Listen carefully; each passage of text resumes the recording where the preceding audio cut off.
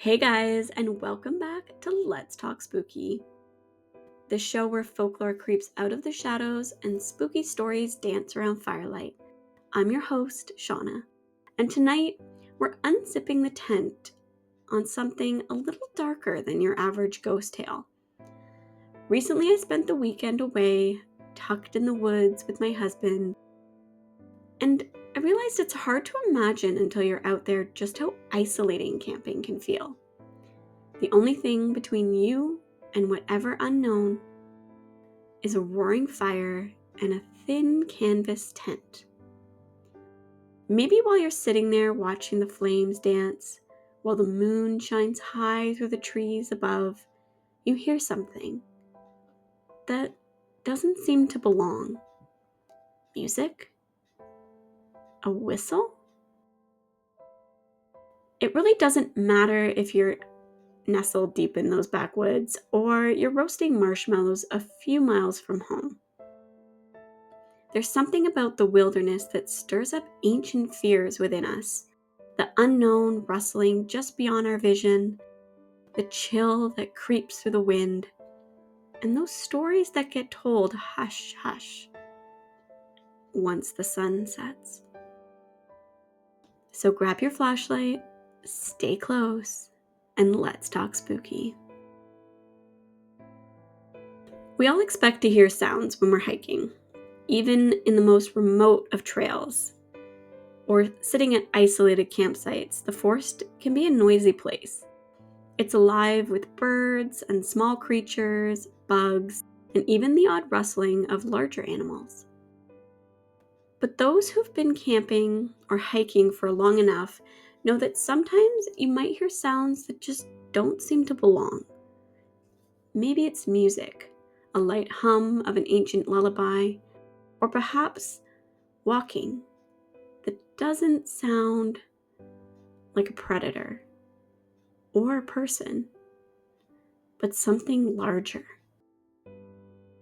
Or as our story will tell us, the sound of a single steady whistle. 4 notes repeated over and over. Not a bird, not the wind, but something much darker.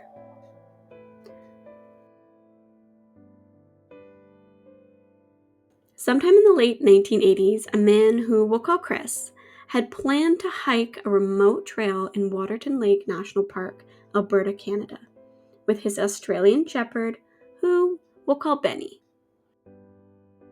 The morning they arrived at the trail, it was a crisp September Wednesday. Chris was looking forward to some much-needed solitude. The weather looked pleasant for the next 3 days, and with a few provisions and a small tent, he set off excitedly down the path, Benny running slightly ahead.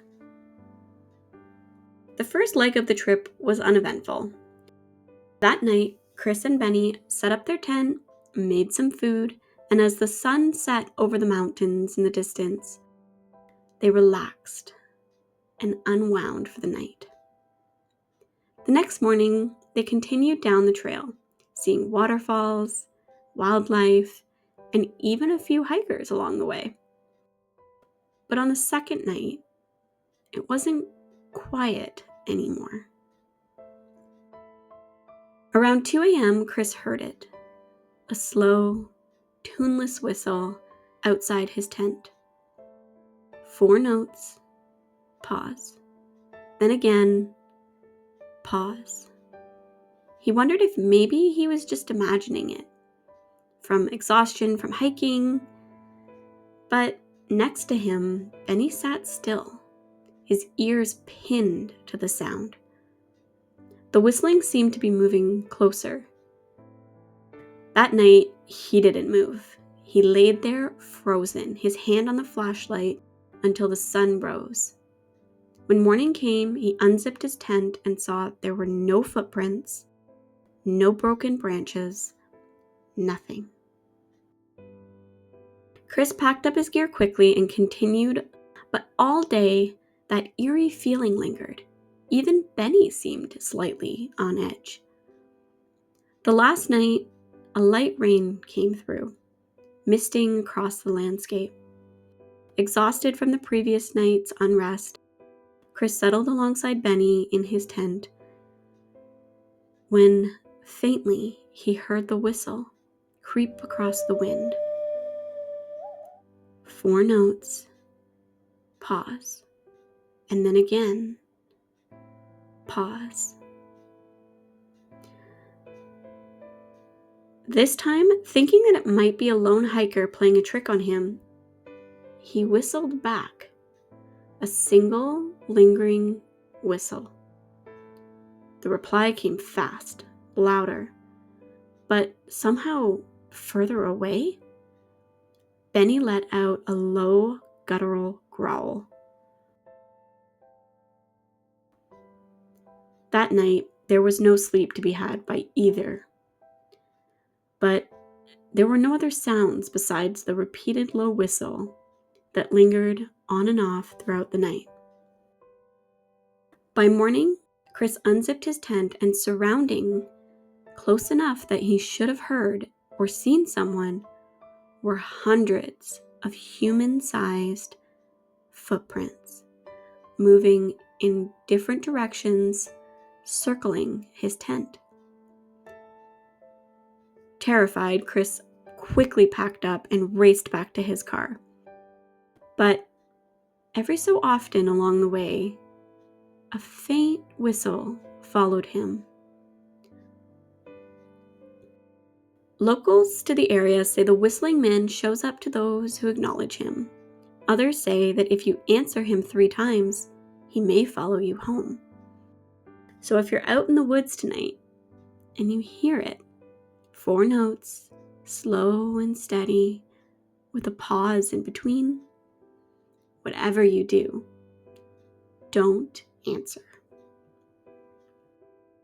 The Whistling Man legend originated from Los Llanos region of Venezuela, where he goes by the name of El Silbón, which translates to the Whistler. According to most widespread versions of the legend, El Silbón was once a spoiled boy from the state of Portuguesa.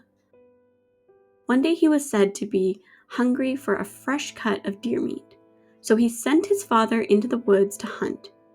After his father failed to bring home the deer meat, as requested, the son, in rage, killed his father, extracted his organs, and had his mother unknowingly cook them. When the mother realized the horrific truth, she alerted the boy's grandfather, who punished the grandson with several whippings, rubbing his wounds with hot peppers or burning water, depending on which version of the story you hear.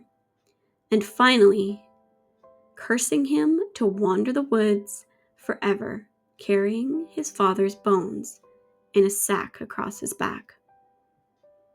If you're unlucky enough to come across El Silbón, or the Whistling Man, you will likely see a creature that stands nearly 6 feet tall, with long, thin bone-like body that hunches forward as it's weighed down by a sack filled with the bones of his victims, including that of his father. One of the more chilling aspects of the legend is the one that gives him his name. It's the sound he makes when he wanders through the woods at night, a distinctive, eerie whistle, which follows almost a musical scale. If it sounds close, El Silbón is far away, but if it sounds distant, he's near, which is a chilling warning for those who hear it.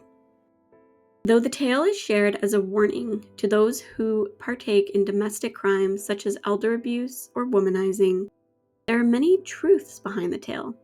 Some folklorists believe the legend may actually have been inspired by a crime committed in the 1850s, possibly committed by a man named Joaquin Flores, whose actions shocked local communities and gave a rise to the myth as a warning against similar behavior.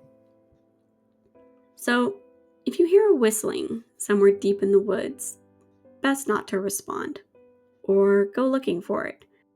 And if it sounds close, well, you may be safe. But if it sounds far away, it may be too late. You guys still with me? Good. Just keep your ears open. There might be more than voices across the darkness tonight.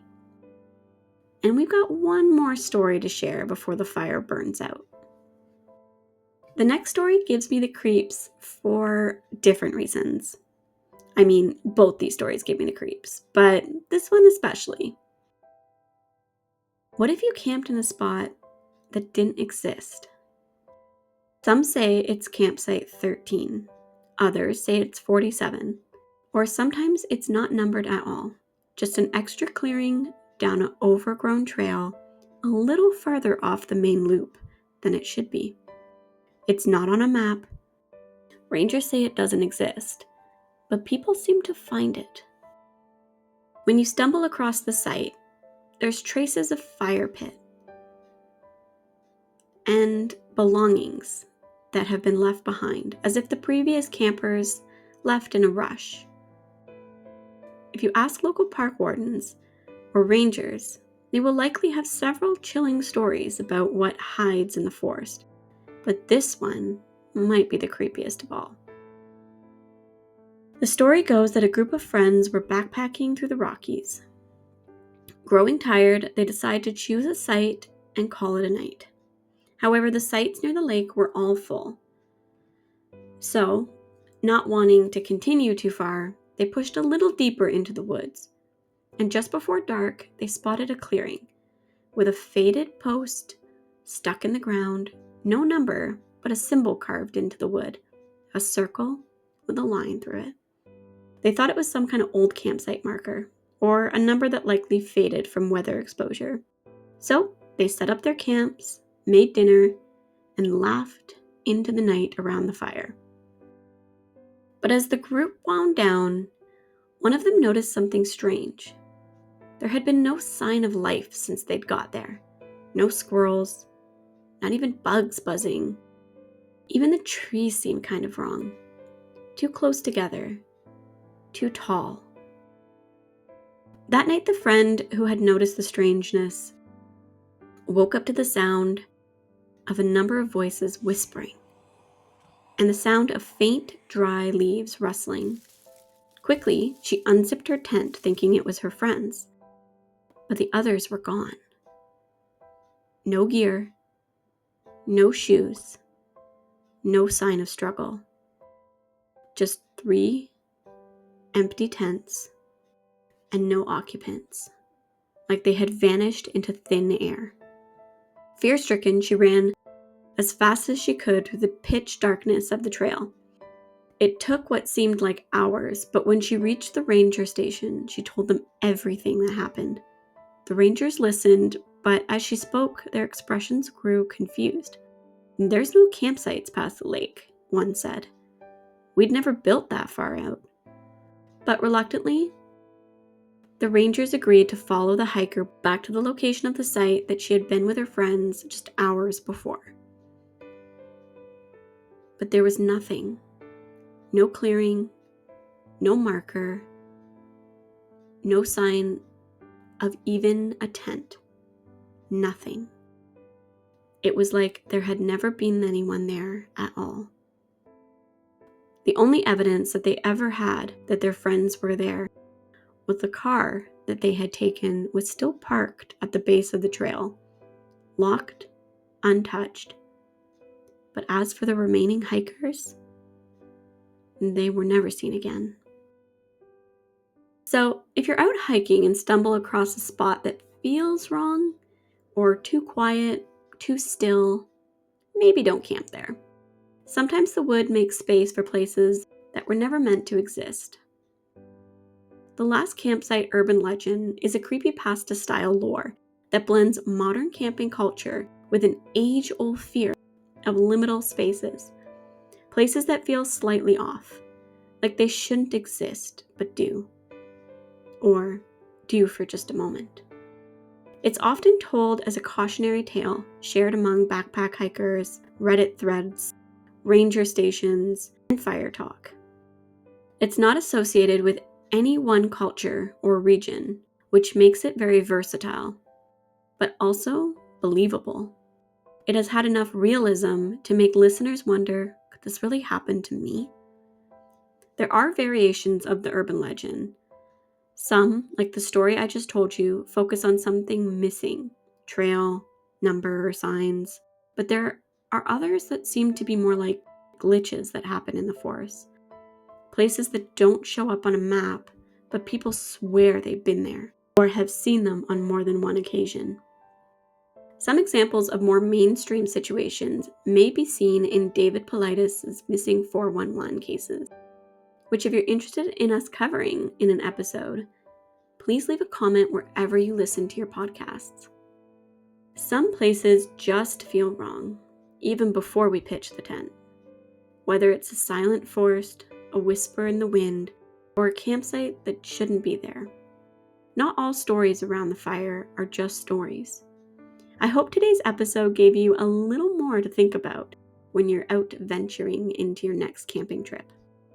Or at least a good story to share around the fire. Thank you for joining me in the shadows tonight. And if you enjoyed this episode, please consider rating and reviewing on your favorite podcast platform and hit that follow button so you never miss a new episode. And it helps more spooky souls find our campfire. Until next time, make sure you keep both feet on the trail and never follow the whistling. This episode was written, researched, and produced by me, Shauna. All research and sources can be found in the show notes below.